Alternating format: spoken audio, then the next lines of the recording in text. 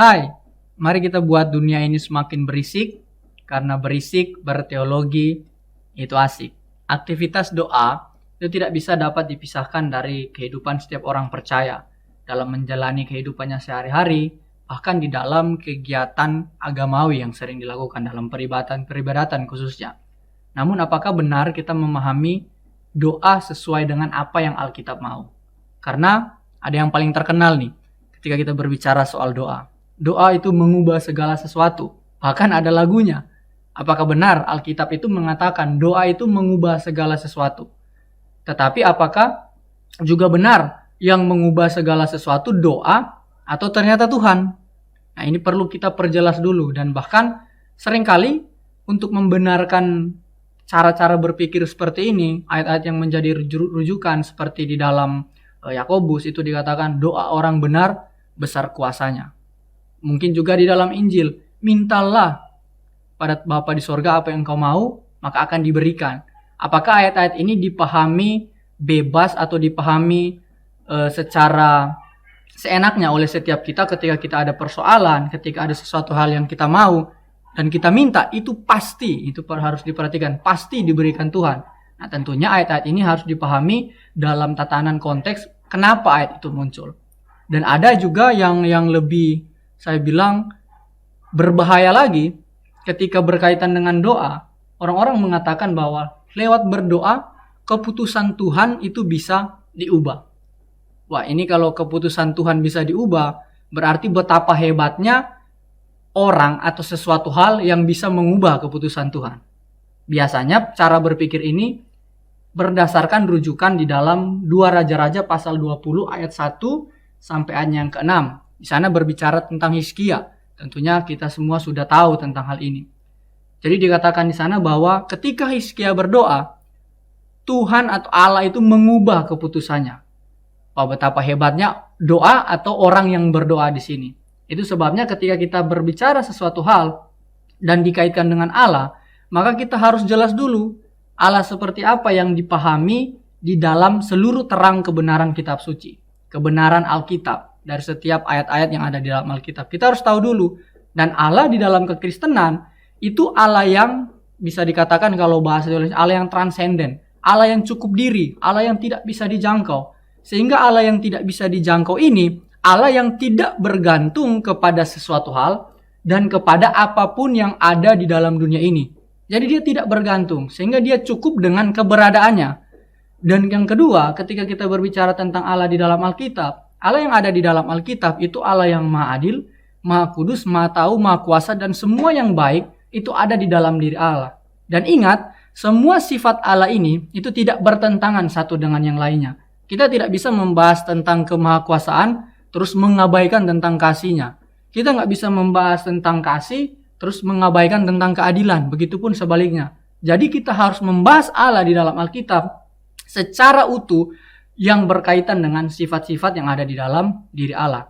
Dan berbicara tentang doa, yang menjadi pertanyaannya yang saya ingin sampaikan, apakah sebelum Hizkia berdoa, sebelum Yesaya memberikan perintah kepada Allah memberikan perintah kepada Yesaya waktu itu, apakah Allah sudah tahu nggak Hizkia itu akan berdoa? Tentunya di dalam kekekalan, bahkan jauh sebelum dunia ini diciptakan, semua yang akan terjadi di dalam dunia ini, itu Allah sudah tahu. Dan ingat persyaratan tadi dikatakan Allah itu tidak bergantung kepada siapapun dan kepada apapun. Jadi setiap sikap, setiap tindakan yang ingin Allah kerjakan itu sudah ada di dalam diri Allah. Nah, itu sebabnya kita perlu melihat lebih jelas lagi apakah benar doa ini bisa mengubah keputusan Tuhan. Di dalam 2 Raja-Raja pasal 20 ayat yang pertama sampai ayat yang ke-6, kalau saya baca itu bunyinya seperti ini. Pada hari-hari itu Hizkia jatuh sakit dan hampir mati. Lalu datanglah Nabi Yesaya bin Amos dan berkata kepadanya, perhatikan, beginilah firman Tuhan, sampaikanlah pesan terakhir kepada keluargamu, sebab engkau akan mati, tidak akan sembuh lagi. Ya, ada dua poin penting di firman ini. Engkau akan mati, tidak akan sembuh lagi. Dan ingat, yang berfirman ini adalah Allah sendiri lewat Nabi Yesaya. Dan ayat 2, lalu Hizkia memalingkan mukanya ke arah dinding dan ia berdoa kepada Tuhan. Jadi ayat 2 itu menunjukkan respon firman yang Allah sampaikan kepada Hizkia lewat Nabi Yesaya, yaitu dia akan mati, tidak akan sembuh lagi. Dan Hizkia merespon firman itu dengan berdoa kepada Tuhan. Jadi doa di sini bukan sebagai topik utama di dalam teks-teks ini, tetapi melainkan adalah bagian-bagian keterangan yang mendukung apa yang sebenarnya ingin dibicarakan dalam teks ini. Nanti saya akan tunjukin apa sih sebenarnya ayat 1-6 ini yang ingin ditunjukkan oleh sang penulis Alkitab. Kemudian ayat 3 itu berbicara isi doanya Hizkia. Di sini katakan, Tuhan, ingatlah kiranya bahwa aku telah hidup di hadapanmu dengan setia dan dengan tulus hati, dan bahwa aku telah melakukan apa yang baik di matamu. Kemudian menangislah Hizkia dengan sangat. Tetapi Yesaya belum lagi keluar dari pelataran tengah, tiba-tiba datanglah firman Tuhan kepadanya. Artinya ketika Tuhan menyampaikan firman yang pertama, yang dapat membatalkan firman yang pertama ini siapa? Tentunya Tuhan. Apakah Tuhan di sini pelin-pelan? Enggak, saya bilang. Nah, inilah di sini kita akan melihat apa yang ingin ditunjukkan dalam teks ini dalam kasus Hizkia yang sakit dan kemudian berdoa.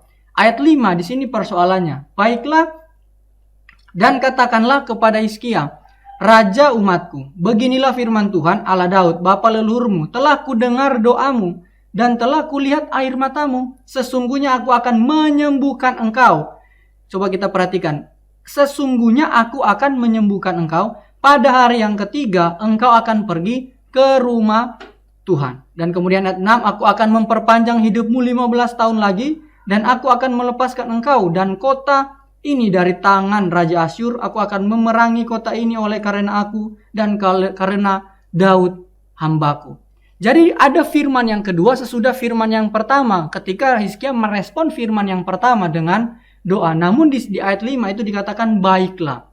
Nah, biasanya ayat ini dipahami Allah itu menuruti ya permintaan doa dari Hizkia. Jadi akibat Hizkia berdoa, kemudian Allah mengubah tindakannya atau mengubah keputusannya. Dan sebenarnya kalau kita lihat dalam teks asli, kita nggak akan menemukan kata baiklah di sana.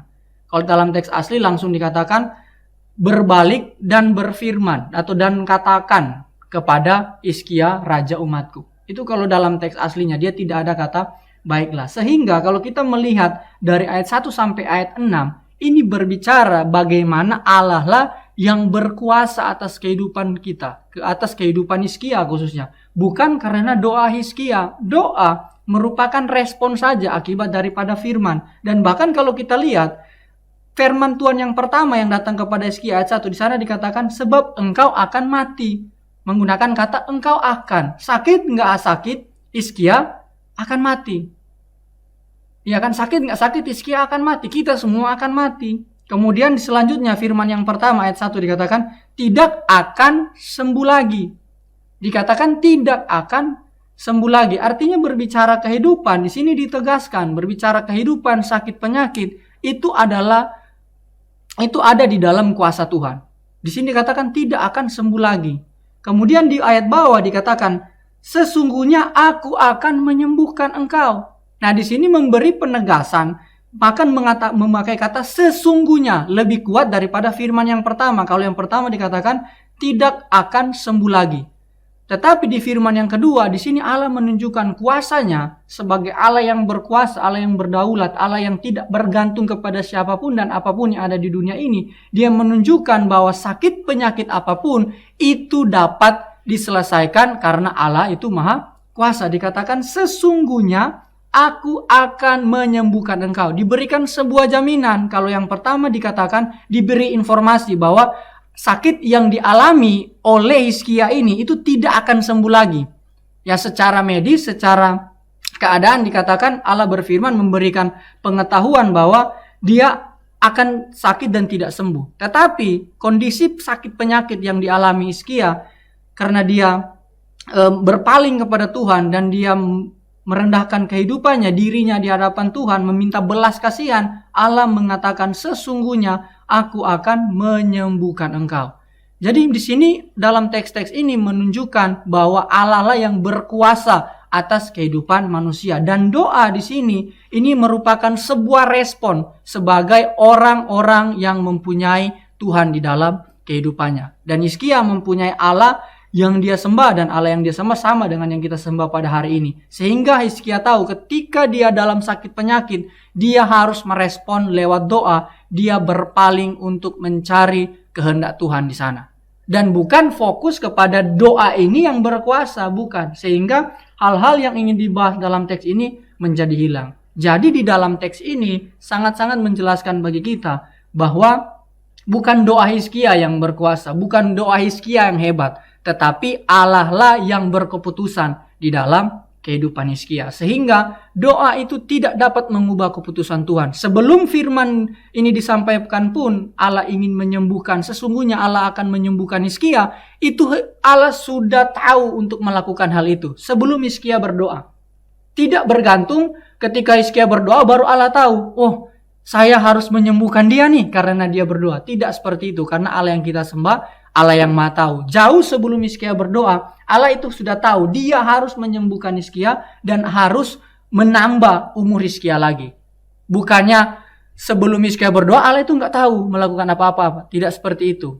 Ya, jadi Allah sudah tahu. Ketika dia sudah tahu dan Hizkia berdoa, itu hanya menunjukkan bahwa seorang yang percaya kepada Tuhan, dia harus mencari keputusan Tuhan lewat doa. Jadi doa bukan sarana untuk memenuhi apa yang kita mau, tetapi doa menjadi sarana bagi kita untuk kita mencari keputusan Allah dan melihat bagaimana Allah bekerja di dalam kehidupan kita. Jadi itu yang berkuasa itu Allah, yang mengubah segala sesuatu itu Allah, dan bukan doa. Dan perlu diingat, doa tidak mengubah segala sesuatu, sebab yang mengubah segala sesuatu ialah Allah kita yang berkuasa, yaitu Tuhan kita Yesus Kristus. Mari kita semakin berisik, karena berisik berteologi itu asik.